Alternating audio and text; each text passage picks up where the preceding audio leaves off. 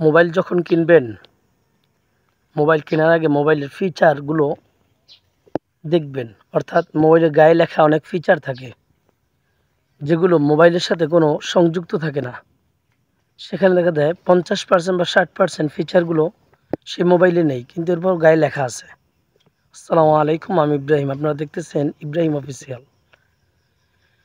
যারা আমরা বিভিন্ন মোবাইল কিনে থাকি, বিশেষ করে ব্র্যান্ডের মোবাইলগুলো স্যামসাং, আইফোন, নোকিয়া, শাওমি, তারপরে রিয়েলমি থাকতে পারে, ওপ্পো, ভিভো, বিভিন্ন মোবাইল আছে। কিন্তু এর বাইরেও যে কিছু নতুন নতুন নামে, যেমন ধরেন এই নুবিয়া মোবাইলটা, এটার দাম খুবই কম, কিন্তু এর স্টোরেজ এবং র্যাম এটা দিয়ে তাকাইলে দাম কিন্তু এই দামে, অর্থাৎ এই যে র্যাম এবং রোমযুক্ত যে মোবাইলটা, এই মোবাইলটা কিন্তু আপনি 28 থেকে 30 হাজার টাকা কিনা লাগে।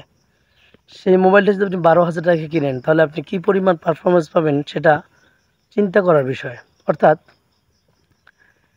8 জিবি র্যাম, 128 জিবি রোম, সেটা এই মোবাইলের দাম হচ্ছে 28,000 টাকা বা 29,000 টাকা মার্কেট প্রাইস।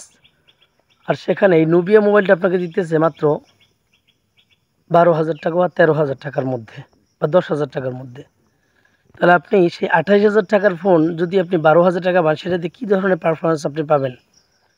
দ্বিতীয় কথা হচ্ছে, আমরা যারা প্রথমে ভিডিও যেগুলো দেখি, ইউটিউবে রিভিউ দেখি আমরা বিভিন্ন মানুষের, মানে যারা মোবাইল রিভিউগুলো দেয় অ্যান্ড্রয়েড বা বিভিন্ন ফোনের, আমরা কিন্তু রিভিউ দেখে অনেকে পাগল হয়ে যাই, ভাই এত অল্প দামে এত সুন্দর ফোন। কিন্তু এরপরে কিন্তু রিভিউ আমরা আর দেখি না।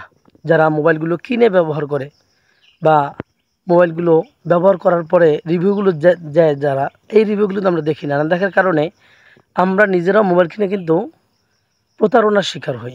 এই জন্য যারা এই অল্প দামে মোবাইলগুলো কিনতে চান, ভালো ফিচার নিয়ে এসেছে, এই মোবাইলগুলো আপনাদের আমি সাজেস্ট করবো কিনবেন না।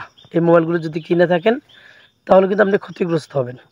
অর্থাৎ আপনি যেই মাকসাদ নিয়ে মোবাইলগুলো কিনবেন, যে উদ্দেশ্য করে, সেই উদ্দেশ্য কিন্তু কখনোই আপনি এই মোবাইল অন্তত সফল করতে পারবেন না। অর্থাৎ আপনার যে চাহিদা, সেটা দিয়ে এই 12,000 টাকার মোবাইল দিয়ে সেই চাহিদা কখনোই সম্ভব না। এর জন্য বাজেট বাড়াতে হবে, আপনাকে ভালো মানের সেট কিনতে হবে। অল্প দামে সেট শুনবেন আর সেই পিছনে দৌড়াবেন, আর চাইবেন ভালো কিছু কেনার পর কোম্পানিকে গালি দেবেন, এটা লাভ নেই ভাই। 28,000 টাকা আর 12,000 টাকা কত পার্থক্য, প্রথম। দ্বিতীয় কথা হচ্ছে, 28,000 টাকার মোবাইলে যে ফিচার দেয়, 12,000 টাকা সেই ফিচার দেয়, তাহলে ওই কোম্পানিগুলো দুষ করছে, তারা কি জানে না? তারাও জানে, কিন্তু তারা এই দাম টাকার মূল কারণ হচ্ছে এই মোবাইলের ফিচারের সাথে অনেক পার্থক্য থাকে করতে।